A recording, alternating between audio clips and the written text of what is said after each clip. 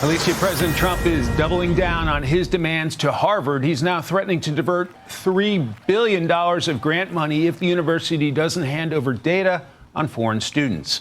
National correspondent Brian Yennis is live from New York City with more. Hello, Brian.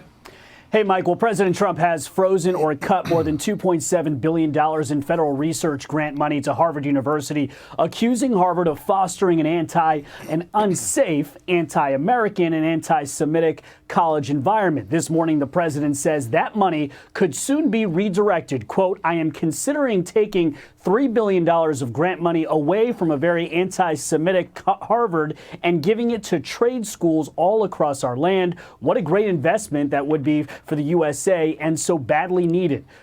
So here's my take, and let me know if you agree or not. I don't think we should be in the business of giving money to any school, period. If you take a look at the Milton Friedman, Thomas Sowell, all those libertarian, right-leaning economist perspective, the free market should be the one that dictates who wins and who loses. And first of all, I mean, Harvard's endowment is outrageously large anyway. People that go to the school, they do very well for themselves, and then they give money back to the school system. And I believe last I checked, it was in the realm of $50+ billion as an endowment. These grants that we give to schools, what is? I want to see what's happening with these things. So they're grants given to schools in order for a lot of people say they're for R&D, research and development, and things of that nature. But then what happens to the technology? What happens to the tech after a school develops it? From my understanding, they usually keep it and end up profiting off of it anyway. So we're giving them money for research and development to then turn around and they profit off of the research and development and then don't pay us back. I'm not a big fan of any of that stuff. I think all that stuff needs to be privatized. And, you know, if the whole anti-Semitism thing, you know, if that to me, that's not a reason to cut funding. To me, the reason to cut funding is more basic, is a more, I don't want to be giving any private institution a leg up for anything, any reason, no matter what. Trump administration blocked Harvard from enrolling new or existing foreign students until it fully complies and turns over information about its foreign students who encompass 27% of Harvard's student body. President Trump posting, "We are still waiting for the foreign student list from Harvard so that we can determine, after a ridiculous expenditure of billions of dollars, how many radicalized lunatics, troublemakers all, should not be let back into our country." Harvard is very slow in the presentation of these documents, and probably for good reason. Harvard University insists it has complied with Trump's lawful requests, providing foreign student names and birthplaces and disciplinary records, for instance. But Harvard says it will not comply with other requests that it considers vague or unconstitutional, like data about a student's protest participation or hostile viewpoints. Here's Harvard grad and Democratic Congressman Jake Auchincloss responding to the president.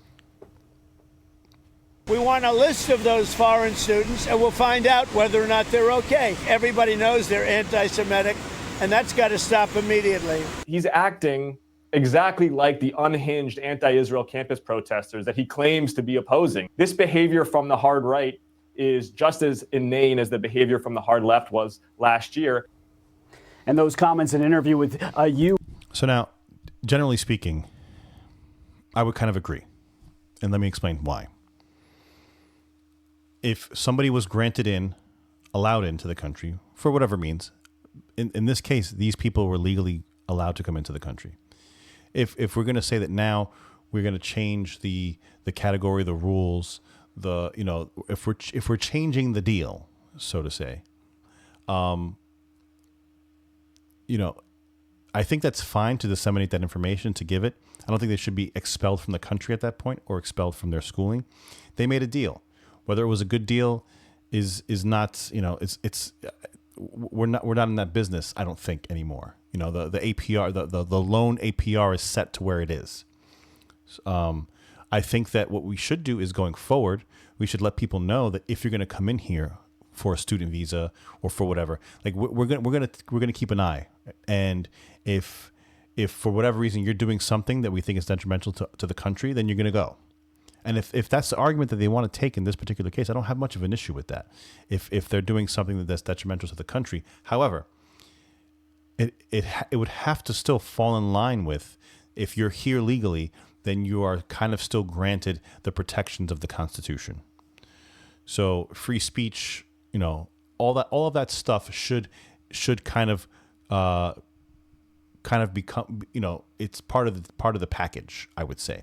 There's no way that we can. Now, that doesn't mean that we cannot, revoke when it's your time to renew or something like that. I'm fine with that. But I don't think we could just go ahead and say, you came here under this pretext, you're taking advantage of our rights, so we're going to kick you out. I have an issue with that. I have an issue with that. I think that some MAGA would have an issue with that. It's not very cut and dry. And again, what I like, and what people, what I like is that MAGA has different views on this stuff, right? We go at each other. Some people are extremely patriotic, and they're like, no, you talk shit about America, we're going to kick you out. I mean, okay, that's fine. There's grounds for that. I'm willing to have the conversation. All I'm saying is that I just want to be consistent in that if you came here legally, which these people did, then we as a country, you're our guests here, and these are the rules you have to follow the rules. If they didn't do anything illegal, then they should still be afforded the right to stay within the time frame that they were given. So I just think this is kind of like, it's kind of like a misstep. But then again, like I said before, MAGA's different. We're not a monolith. Everybody has different views and opinions, stuff like that, and we kind of all chill and jive together, and we get along. Let me just see how this segment finishes off. It's almost done. Mike, on Saturday. If you can subscribe, it'd be a big help. If you can like, that'll also be a big help. And if you can comment, that'll be a big help too. Look, a judge granted Harvard an emergency restraining order allowing it to enroll foreign students for now. A court hearing, though, is set for Thursday as this war between Harvard and the Trump administration escalates. Mike. We will follow it all. Brian Yennis, thanks very much. Hey, Sean. That seems like that was it. So we are still waiting for foreign students lists.